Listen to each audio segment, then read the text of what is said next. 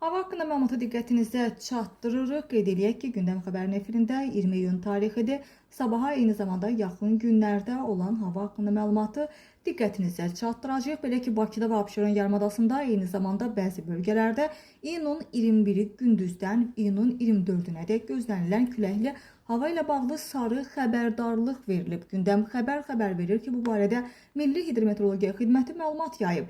Qeyd eləyək ki, Bakıda və Abşeron yarımadasında olduğu kimi eyni zamanda Azərbaycanın əksər bölgələrində şimal-qərb küləyi əsəcək. İyunun 21-i 24-ədək Azərbaycanın bəzi dağlıq və dağətəyi rayonlarında fasilələrlə yağış yağacağı və şimşək çaxacağı gözlənilir.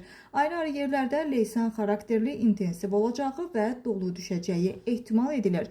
Gözlənilən yağıntılı hava şəraiti ilə əlaqədar çaylarda sululuğun artacağı, Böyük və Kiçik Qafqaz ərazisindən axan bəzi çaylardan qısa müddətli sel və daşqın keçəcəyi də ehtimal edilir.